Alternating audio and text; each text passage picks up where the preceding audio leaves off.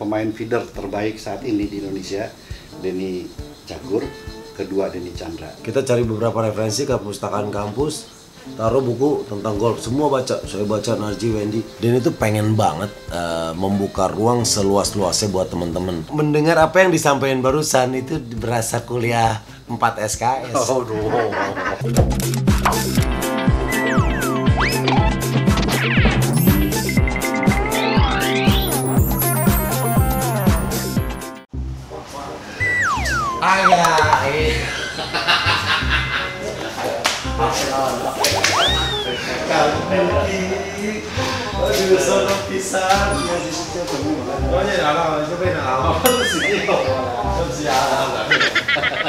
Bintang tamu chatting episode 1 Diki Chandra. Wah. Kang Diki teh idenya banyak, luar biasa. Pasti akan seru kalau punya YouTube. Konten-kontennya tuh Kang.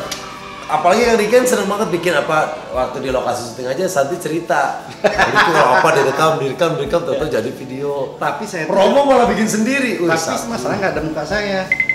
Kenapa tuh? Jadi saya itu selalu bikin. Oh, bikinnya ke orang ya. Di IG itu ke orang semua isinya karena Kang Diki yang ngesut. Malu saya kalau disut masa gimana gitu nggak pede, jadi orang lain semuanya. Enggak. Sama saya Kemarin teh istri sama istri udah. Iya, Kang suami. Saya ngerasa bersalah karena waktu itu lagi ada kerjaan nggak bisa nganter. Iya, tenang. Saya juga maaf nih, malam-malam. Woi, tambah malam ya, enggak malah saya diontrok. Saya mah tidur jam 2, jam 3 Kang beneran. Kadang lah dari mau jam 2 mau jam 2 saya nggak berani bareng, saya kan punya istri. Oh, ngasih tahu doang. Oh, iya. Ngasih tahu doang nggak ngajar. Pas kalau malam ini mah Santi lagi di Garut. Nah, lagi di Bandung. Oh, di Bandung, oh kira di Garut. Besok di Garut soalnya. Bud, udah pulang belum? Santi. Oh, belum. Beneran belum pulang. Kata Teh Santinya lagi di Bandung. Iya. Ya, lihat sini Kang, lihat sini Kang. Teh, ayo Teh. Kang Diki mah buat saya pribadi, buat Cagur bersejarah. Dulu Cagur belum ngetop. Kang Diki bersedia, sok saya bintang tamu.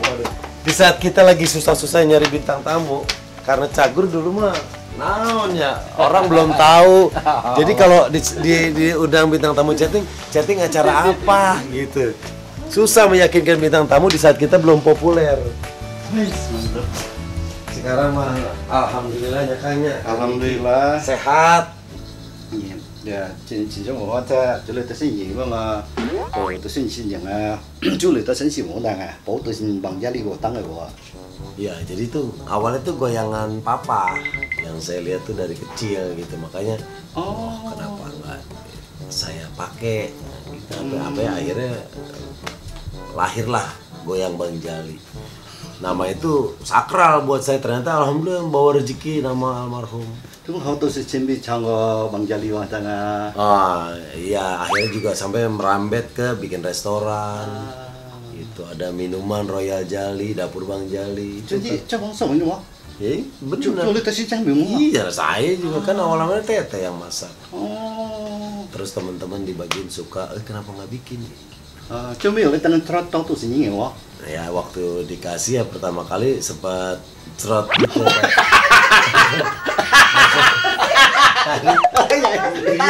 Kalau kita minum, Gue juga heran kenapa ada cerotnya sih baru enggak setelah. Iya, waktu kita minum kalau kita buru-buru kadang suka cerot gitu. Emang dari sekian banyak teman-teman, kalau ketemu yang memang udah ahli susah kita mau selalu nyambung, agak susah.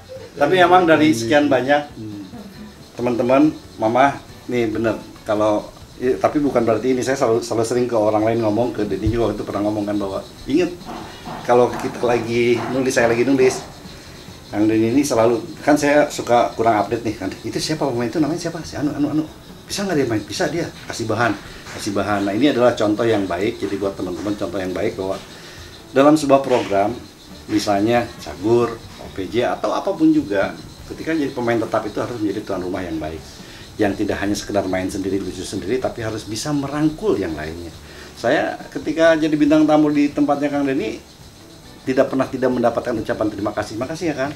Walaupun belum tentu saya bisa nolong banyak sebetulnya, mungkin cuma 0,sekian %, tapi ungkapan itu yang memang perlu. Mudah-mudahan ini buat anak-anak ya. Ada yang lain, karena saya sering lihat ada beberapa artis yang cuek dengan itu gitu loh Pak. Dan ini yang saya sedih, etika inilah yang sekarang sudah hilang. Bahkan kurang berbagi. Kalau ini di belakang layar aja emang bareng saya kan gitu ya. Ini bintang ini, wah ini bisanya begitu kan, nggak mungkin dibikin gini aja segini. Itu luar biasa, aduh, jadi nyaman, jadi nyambung. Ya, ingat nggak dulu ya? Bener, gitu kan? Karena di saat pemain yang lain ikut berkontribusi, maksudnya gini, kayak ini Denny mau main tebakan nih, tebakan kan nggak enak kalau cuma sendiri. Nah, Denny siapin misalnya Denny ada 6 tebakan, yang Denny pakai 3, nah yang 3 ntar Denny bagi nih, jadi ntar saling nyaut, ntar gue mau tebakan kayak kemarin sama Rina, ntar gue mau tebakan nama-nama makanan, dan ntar Rina pakai ini ya. Itu yang paling ini. Si ini kasih satu, si ini kasih satu. Jadi saut-sautan gitu. Kayak ke Mas Parto juga, Mas Parto tadi mau ajak main tentang ini. Nah, bahannya Mas Parto yang ini. Nah, di saat di set ngalir jadinya Kang. Daripada kita ngelempar sendiri, malah nggak hidup. Mungkin ini dianggap gaya lama, tapi memang dulu kita begitu kan. Iya dari awal. Dari awal dulu kita begitu. Jadi memang di luar itu ada yang sifatnya improvisasi yang natural, tapi hal-hal semacam ini kan perlu gitu loh. Apa namanya? Kita ada semacam grip yang dimainkan secara barengan gitu ya. Iya, apalagi dulu pas chatting ya kan, semua bintang tamu benar-benar kita langsung yang briefing. Pemain feeder terbaik saat ini di Indonesia, Denny Cagur, kedua Denny Chandra. Feeder itu apa? Pengumpan. Kenapa? Karena tidak semua pengumpan bisa lucu. Contoh almarhum Cahyono, Abah Us itu lebih ke feeder. Kalau attacker itu dulu kayak Pak Jojon ya. Pak Jojon bukan, Safring. Dia objek penderita, bagian diserang tuh almarhum Jojon, almarhum Joyce, itu kan lebih jadi objek penderita. Istilahnya kalau sekarang keset gitu ya kan. Nah, ini keren banget. Ini saya aja Kang pelawak. Istilah-istilah ini baru denger, yang biasa saya denger tuh pengumpan, joker, sama keset. Striker gitu-gitulah. Iya.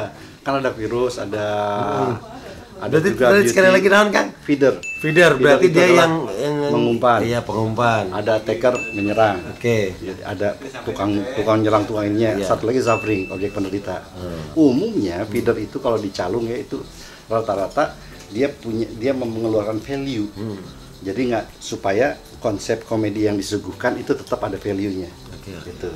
Si feeder biasanya memang selain mengumpan juga bisa ngetek tapi soft. Siapa coba yang kayak begitu? Kan antum, ya kan? Bisa nendang tapi soft. Nggak begini, apa lu tuh, mata lu nggak begitu kalau feeder. Nggak, lu kan begitu, kalau tapi tetap Sunda Naya gitu kan, tetap kayak begitu. Jadi itu feeder. Nah, feeder memang resiko seorang feeder biasanya gagal untuk jadi lucu. Ya kan? Nah, feeder itu sama dengan sutradara. Karena dia harus mengatur ritme jadi kayak dirigen supaya semuanya bisa berjalan.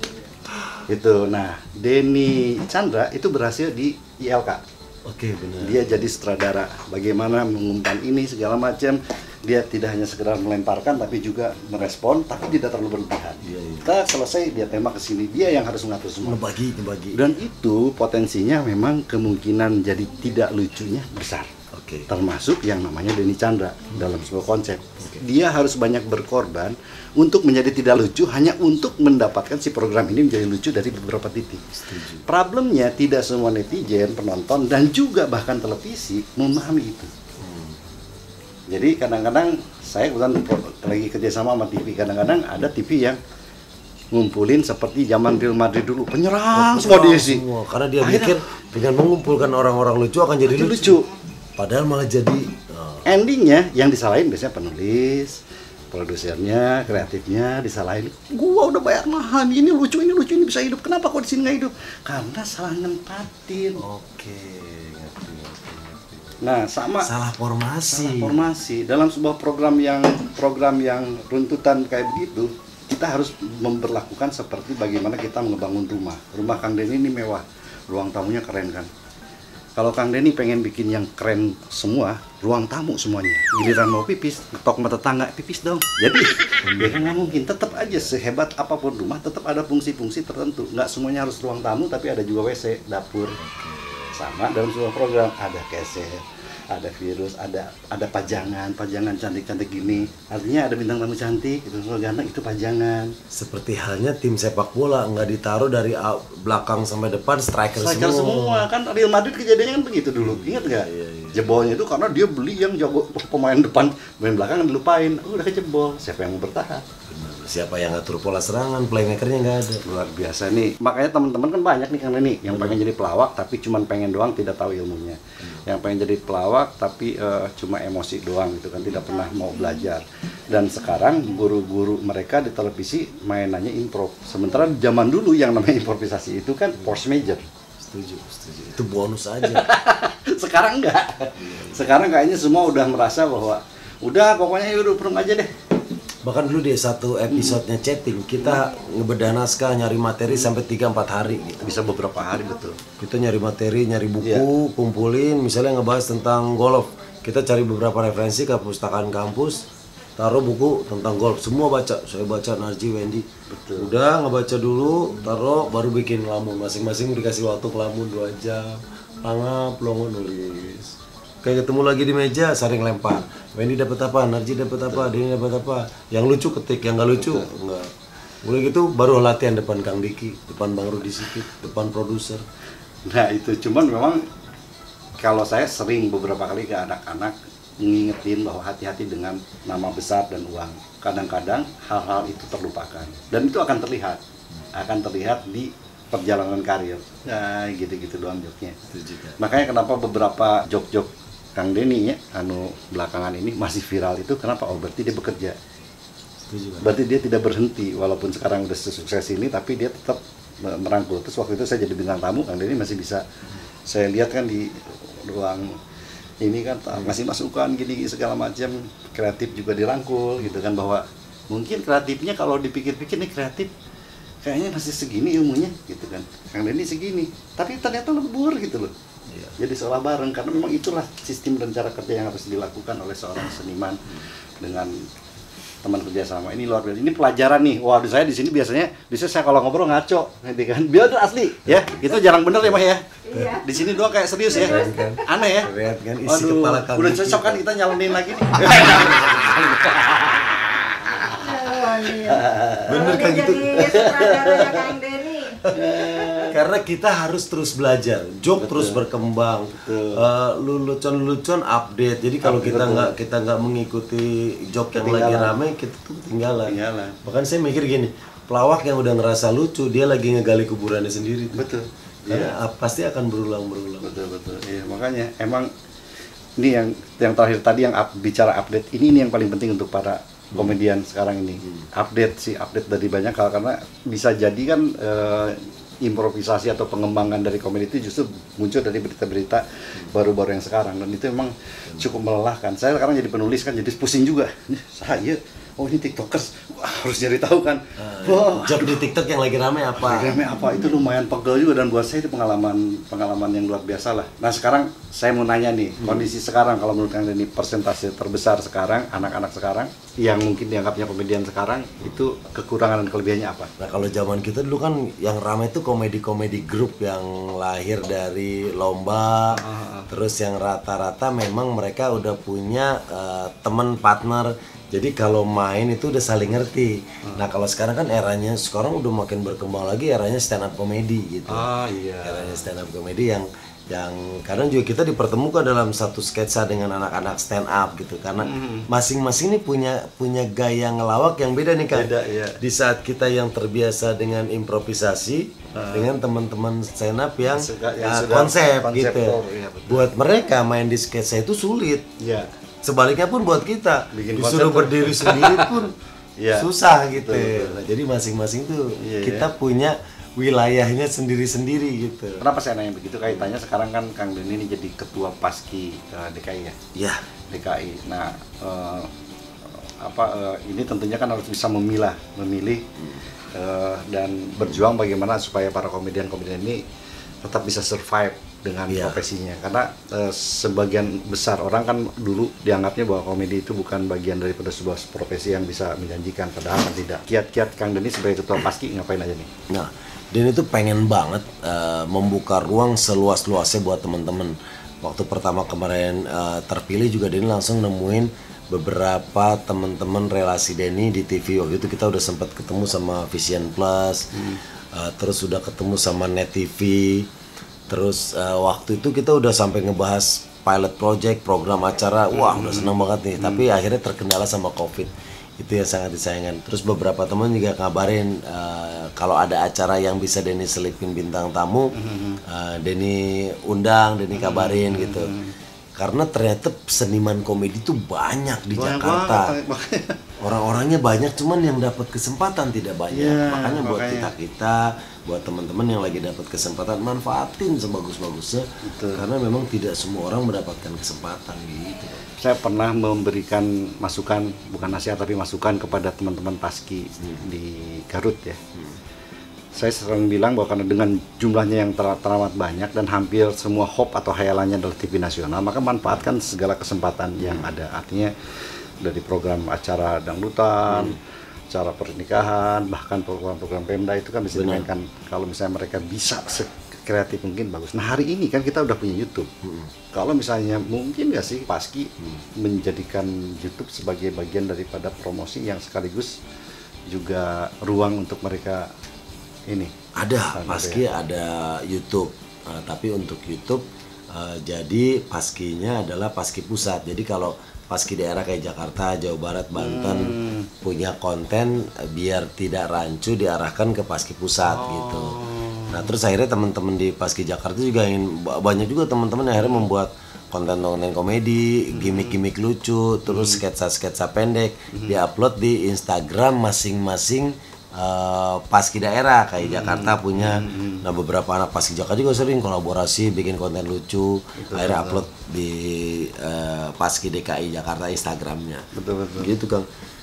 Ini saya malah sempat kepikiran kalau misalnya ada stand up komedi, kenapa nggak bikin sit down komedi gitu ya? Sambil duduk tapi 3 orang, artinya ada fungsi-fungsinya. Misalnya pelawak dari Paski bikin fungsi-fungsi yang tadi kan, ada zapperingnya, ada pengumpannya, ada segala macam. Mainin tuh, tapi sit down komedi kayak gitu kan, seru juga kayak itu kan. Kang Denny saat mungkin kan bisa jadi yang ngatur kan, tembak ini, saya korban ini, tembak tarik segala macam. Nah itu bisa menghidupkan lagi pola-pola komedi kayak di radio waktu itu. Patrio kan sempat besarnya di Ngelabay waktu radio, terus Bagito dulu ada opor ayam, kan formatnya duduk. Gitu.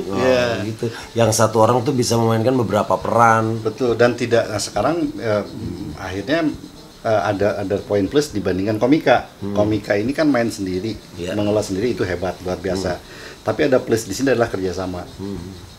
Join operation kerjasama antar ini itu tidak mudah kan, coba orang tua beda, latar belakang beda kan, gimana sih supaya chemistry dapat. Nah ini kalau 3 orang ini bisa sit down komedi dan bisa selucu anak komika kan, tapi mereka harus konsep dong. Konsep harus. Nggak bisa improv, mereka harus konsep. Sama kan seperti komika. Maka kemungkinan sih kalau ada stand up sit down, wah kalau ada stand up sit down muncul besok kan bikin sit up komedi gitu kan, sleeping komedi gitu. Sleeping komedi kayak paling gampang ya. Tapi ini lucu banget, ada stand up kenapa nggak ada sit down, kenapa nggak ada yang kepikiran deh. Itu secara konsep, secara nama aja udah komedi, sit down komedi, komedi sambil duduk, kenapa enggak gitu. Betul, ya bisa jadi solo, bisa seperti komika, bisa jadi duet mungkin, bagaimana, bisa jadi yang saya tertarik 3. Kenapa 3 ini? Karena kerjasama itu tidak mudah dan penonton suka ketika ada kekompakan. Kalau mereka kompak, tapi yang ngatur satu, sehingga akan muncul Denny yang feeder yang lain ke depan, akan ada muncul attacker yang bagus, ada juga sapering yang memang berilmu, tidak sapering yang hanya mengandalkan apa-apa juga sih sebetulnya, mengandalkan bulian doang tapi dia tidak bisa berbuat apa-apa. Sayang juga kan dulu ada Mangkuse yang masih bisa, dia sapering tapi masih bisa nyerang, ya ngeteknya. Oni SOS juga sebetulnya bisa, ya betul Pak, ya memang saya bodoh gitu kan, tapi alhamdulillah tidak lebih bodoh dari kamu, kayak gitu loh kan. Kita begini Pak, kita harus kuliah, nah pada saat kuliah harus kita ke Pakuteng. Orang lihat Pakutas Pak, bukan Pakuteng, dia sebetulnya sapering tapi sapering bisa ngetek soft tag gitu kan. Nah hal-hal ini kan belum ada di Pak Denny. Akhirnya saya suka, makanya saya kalau disuruh diundang gitu ya, kayak Bang Komeng undang, Kang nih kasih tahu ke anak-anak gitu kan, sama Pak Denny mungkin besok lusa kalau diundang saya siap. Saya suka kasih tahu, tidak memupuk ilmu, tidak melatih, susah. Kebanyakan ngayal terus ngegerutu di belakang. Yang berikutnya adalah jangan merasa lucu lebih dulu. Yang bilang lucu enggaknya kita itu adalah orang lain. Gitu kan. Dan orang lain yang bisa dites. Kalau saya bercanda di depan istri anak segala macam bebas karena kan dekat ketawa ya, gimana caranya kita bikin ketawa orang yang nggak kenal kita sama sekali, itu yang paling susah kan. Itu berat banget gitu. Kayak saya tadi habis syuting juga, saya kebetulan gantiin orang, saya kan biasa spesialis pengganti orang sakit, saya masuk susah banget ngangkatnya, butuh waktu untuk bisa ini, apalagi sekarang penonton udah kurang kan. Kalau di TV era gini udah nggak ada penonton. Kita syuting OVJ pun tadi tapping live nggak ada penonton. Iya, agak beratnya intinya ya. Bener. Dan memang benar banget yang disampaikan lagi. Terutama, nah apa yang saya alami pun seperti itu Kang. Jadi kadang tuh orang mikir, oh, bosen gua, ini mulu nih dari awal sampai bosen gua. Nah saat itu pun saya sampaikan ke kreatif OVJ nih, tuh banyak yang ngomong gitu tuh, gini. Ya habis gimana Kang? Kalau bukan lo, konten nggak jalan. Oh jadi pertimbangannya kadang saya didahsyat dari awal sampai habis. Di OVJ pun begitu. Nah makanya kita tuh harus bisa megang role acara. Ya, ini makanya saya sampaikan nih ke teman-teman bahwa tidak mudah. Kesulitan saya sebagai seorang penulis adalah menentukan orang yang bisa berani untuk berkorban tidak lucu dulu supaya program jalan. Jadi untuk lucu ini harus ada orang yang dirihen yang bisa mengatur semuanya, dan jarang yang mau karena semuanya juga gatal, pengen ngelawak, pengen lucu, pengen dilihat orang, pengen diketawain orang dan segala macam. Nah orang-orang yang kayak Kang Denny yang jadi korban kadang-kadang di awal, ditanam dari awal sampai akhir kan, jadi pengumpan karena dialah fungsinya bagaimana untuk bisa mensupport, mengalirkan potensi-potensi komedi di beberapa orang. Tapi kalau di ini yang lucu juga nggak ada yang olah. Iya, kadang pengen juga ada enak nih kayaknya break di satu segmen. Ngeliat temen ada yang break 2 segmen, enak banget kayaknya bisa santai. Gue segmen ini pertama toeo sampai kelar. Coba diputer. Besok OPJ Ajis Gagap yang ngelit, nggak bakal bisa. Iya, karena tiap orang punya karakternya masing-masing. Bukan, oh kenapa kan Ajis Gagap lebih buruk dari Kang Denny? Bukan, Ajis Gagap bukan lebih, tapi pas masalahnya genrenya. Ya kan, dia memang suffering, dia memang virus, dia memang suffering kalau nggak virus. Mungkin sekarang virus, karena kalau suffering itu biasanya bukan orang yang udah kaya. Biasanya suffering itu kayak Dede zaman dulu, Bopak zaman dulu, Objek Penderita kan begitu. Ya kan masih yang kelas, tapi kalau misalnya kelas Narji dulu kan suffering, ya tapi kan setelah masuk ke dunia politik segala macam agak susah untuk mensuffering dia, ya kan. Suffering itu rata-rata memang usianya jarang panjang, tapi bisa lebih terkenal dibandingkan yang lain. Bopak, ya kan. Tapi ketika udah masanya habis agak susah untuk ditaikin lagi. Benar. Nah begitupun kebalikannya, di saat gimikannya Kang Ajis dipakai sama yang lain nggak jalan. Seperti gimikan seperti kalau dimainin sama dia. Betul. Nah, kalau Ajis memang spesialisnya dia di virus, bukan di suffering. Dia sih emang udah di suffering, karena dia virus, di suffering pun orang suka. Karena dia di virusnya ini jalan banget gitu kan, dan konsisten. Bener, coba kalau Ajis besok lusa jadi sok pinter. Nggak laku. Bener. Gitu. Saya tuh sebenarnya tipe suffering, tapi saya mantan pejabat, nggak ada yang berani suffering saya, jadi kan susah. Makanya nggak pede kalau disuruh main dia kan. Coba bener kan, kayak waktu itu Komeng kan, dulu aneh nggak berani kan yang ledek ente. Waktu itu Trans 7 juga, apa sih program apa gitu kan. Sekarang aneh berani, itu udah badan kayak begitu, gini. Di cerita itu udah harus saya yang di suffering, harus di tag sama Komeng. Ada Wendy waktu itu. Komeng belok ke Wendy, jadi saya dianggurin kan. Aduh, pas udah selesai, maaf aneh nggak berani ternyata. Akhirnya kan gitu. Tapi sementara saya punya karakter belum. Iya. Saya coba kan yang harus disapring, tapi susah sekarang ini orang nggak mau gitu kan menyapring. Jadi udahlah. Padahal saya siap untuk disiksa. Makanya saya main TikTok menyiksa diri sendiri. Coba dilihat TikTok saya. Ya kan, saya genit ke cewek dan saya jadi korban Om Bocor itu. Saya bikin konsep Om Bocor di mana saya bikin duet komedi. Jadi saya ngomong sendiri, Pak, kamu tuh seperti Bali. Bali apa? Baik dan lincah. Singkatan nama-nama. Singkatan itu. Pakai gituan gitu sama gitu kan. Nah, akhirnya saya jadi korban lah intinya kan. Itu kan bisa saya mainin sama itu. Kenapa? Karena yang mainnya itu cewek istri saya. Tapi nggak ada mukanya. Mukanya diganti sama netizen. Netizen bisa jadi dia yang duetin saya. Iya. Itu akhirnya begitu. Cuman cari idenya kan susah. Cari ide susah. Mikir Gitu. apalagi gitu. Akhirnya saya membuli diri saya sendiri. Gitu. Karena di TV orang udah nggak enak apa gitu udah. Iya Kang, karena gini ya Kang Diki senior. Iya. Mantan pejabat. Siapa yang mau bully? Makanya itu kan jadinya udah pasrah gitu. Padahal Kang Diki kalau udah pelongo orang kampung, aduh itu mah udah gak ada yang lawan. Apa makanya sedih. Tapi bener, saya banyak ilmu di sini. Saya senang lihat Denny udah semaju ini, udah sukses ini. Saya juga sering ketemu istrinya Kang Denny, udah saya anggap adik saya sendiri di Pura-Pura Haji. Ya, Dan saya jujur, gila gitu kan, aktingnya luar biasa juga istri. Aduh keren banget. Bahkan sempat saya waktu itu karena sibuk ya minta untuk RCTI ya, untuk FDP kan. Pengen gitu kan, karena saya tahu Santi seperti apa, Kang Denny udah jelas, cuman saya ragu Kang Denny-nya, ragu schedule-nya kan. Saya Santi mah ayo itu kan, pengen kan dulu kemarin beberapa bulan lalu saya sempat nyetor dari beberapa FTV kan. Beberapa FTV, alhamdulillah udah ini, dan saya ngerjainnya biasanya tidak pernah lebih dari jam 12, lalu di bawah jam 12, dan kita pernah lebih dari 3 hari, maksimal 3 hari kita sudah selesai di RCTI itu. Sejak corona ini langsung kita istirahat gitu ya. Jadi agak susah. Tapi terima kasih, seneng banget Kang Denny. Terima kasih ada waktu. Mohon maaf nih kita jadi TTM ya, tamu tengah malam. Salam buat Teh Santi yang lagi di Bandung. Mudah-mudahan baik-baik aja. Amin. Banyak ilmu.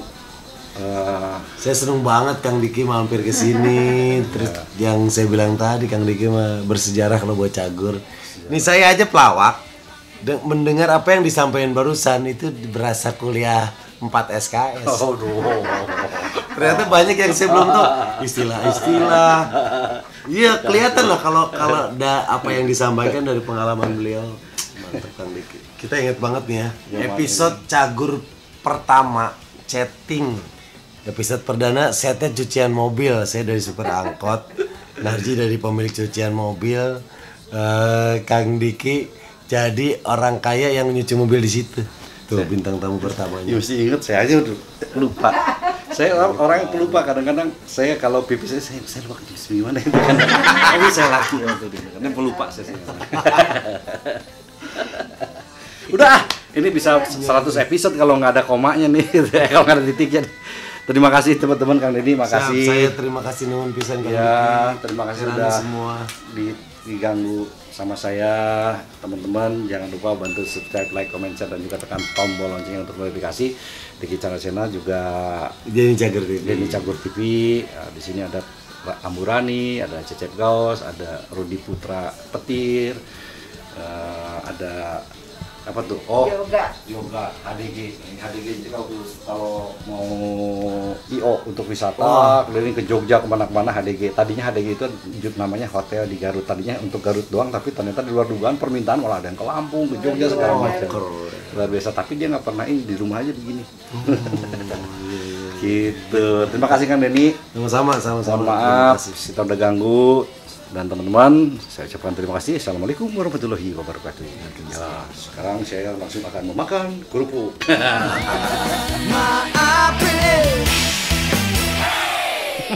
Maafin ya.